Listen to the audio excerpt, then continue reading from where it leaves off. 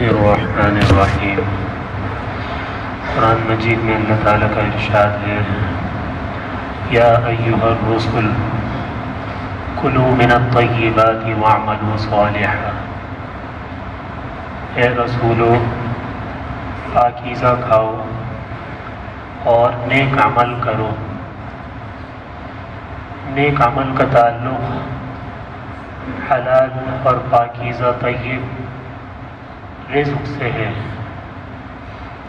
انسان کے جسم کے اندر جب حلال چیز جاتی ہے تو اس کے جسم سے نیک اعمال نکلتے ہیں، اور جب حرام اور مشتبہ چیزیں جاتی ہیں تو پھر اس کے دل میں گناہوں کے جذبات پیدا ہوتے ہیں اور گناہ کے کام اس کے جسم سے ہوتے ہیں۔ امام احمد بن حنبل رحمۃ اللہ علیہ چار جو امام ہیں ان میں بڑے امام ہیں، اور لاکھوں حدیثیں ان کو سورہ فاتحہ کی طرح یاد تھی۔ امام شافعی رحمۃ اللہ علیہ بھی چار اماموں میں سے بڑے امام ہیں۔ امام شافعی رحمۃ اللہ علیہ استاد ہیں، امام احمد بن حنبل رحمۃ اللہ علیہ شاگرد ہیں۔ استاد بھی امام ہیں اور شاگرد بھی امام ہیں۔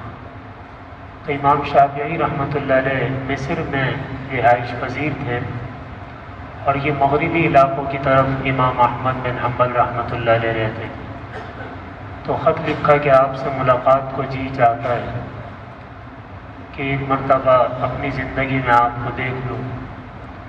تو انہوں نے فوراً خط کا جواب دیا کہ میں حاضر ہو رہا ہوں۔ امام احمد بن حنبل رحمۃ اللہ علیہ شاگرد ہیں اور اپنے استاد صاحب سے ملاقات کے لیے روانہ ہو گئے۔ تو امام شافعی رحمۃ اللہ علیہ کو جب خط پہنچا اور جو دن بتایا تھا اس کے مطابق استقبال کے لیے شہر سے باہر تشریف لائے، پورے مصر کے سارے علماء بھی آئے اور جتنے حاکم تھے وہ بھی آئے، تو پورا شہر استقبال کے لیے گیا۔ تو امام شافعی رحمۃ اللہ علیہ کی گھر کی چھوٹی چھوٹی بچیاں بھی خوب اچھل کود کر رہی تھیں کہ آج ہمارے ہاں امام احمد بن حنبل مہمان ہوں گے اور رات میں قیام کریں گے۔ تو گھر میں قیام ہوا، رات میں کھانا پیش کیا گیا۔ تو کھانا ایسے کھایا جیسے کوئی آدمی بہت عرصے کا بھوکا ہو، اور بہت زیادہ کھانا کھایا۔ تو امام شافعی رحمۃ اللہ علیہ کی بچیوں نے اعتراض کیا اپنے والد صاحب پر کہ آپ تو کہہ رہے تھے یہ اتنے بڑے امام ہیں، یہ اتنا کھا رہے ہیں؟ جو اللہ والے ہوتے ہیں وہ تو بہت تھوڑا کھاتے ہیں، یہ کون سے امام ہیں؟ کس قسم کے امام ہیں؟ ہمیں تو سمجھ میں نہیں آیا۔ اچھا بھائی، تو انہوں نے فرمایا ہاں میں بھی دیکھ رہا تھا، لیکن میں تو کہہ نہیں سکتا اس لیے کہ میں میزبان ہوں۔ میں اگر کچھ کہوں گا تو وہ تو بات غلط ہو جائے گی کہ میزبانی زیادہ کھانے پہ ٹوک رہا ہے، یہ تو اچھا نہیں ہے۔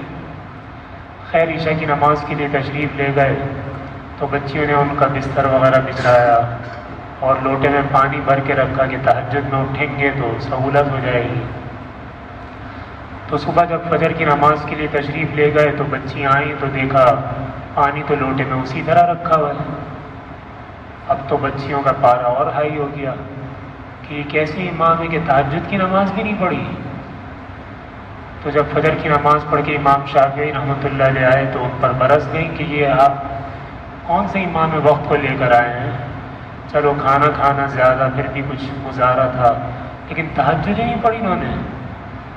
تو پھر امام شافعی رحمۃ اللہ علیہ نے پوچھا کہ بھائی احمد یہ کیا کر رہے ہو؟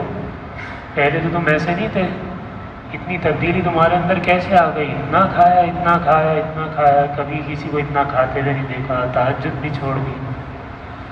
تو انہوں نے عرض کیا کہ بات یہ ہے کہ جب میں دسترخوان پر بیٹھا تو کھانا اتنا پاکیزہ حلال اور طیب تھا کہ آسمان سے انوار و برکات ایسی نازل ہو رہی تھی کہ زندگی بھر میں نے ایسا پاکیزہ حلال طیب رزق نہیں دیکھا تھا۔ تو میں نے کہا میں تو نہیں چھوڑوں گا، خوب کھاؤں گا۔ پھر اس کا اثر کیا ہوا، اس کا نتیجہ کیا نکلا؟ علمی اور عملی اثر یہ ہوا کہ پوری رات قرآن مجید کی ایک آیت سے میں نے 100 فقہی مسئلے نکال لیے، صرف ایک آیت سے۔ یہ تو علمی اثر ہوا۔ عملی اثر یہ ہوا کہ عشاء کے وضو سے فجر کی نماز پڑھی تو وضو کی ضرورت ہی نہیں پیش آئی۔ تو یہ واقعہ اس لیے عرض کیا ہے کہ ہم یہ دیکھیں کہ ہماری جو آمدنی کے ذرائع ہیں ان میں جتنی پاکیزگی ہوگی تو ہمارے جسم سے، ہمارے گھر، ہماری اولاد، ہمارے گھر والے، ان سب کے جسم سے اعمال بھی نیک صادر ہوں۔ تو یہ جو بدعملی ہے اصل میں اس کی وجہ رزق کا پاکیزہ نہ ہونا ہے۔ اللہ تعالیٰ میں عمل کی دعا۔ اللہم انت السلام ومنک السلام تبارکت یا ذا الجلال والاکرام۔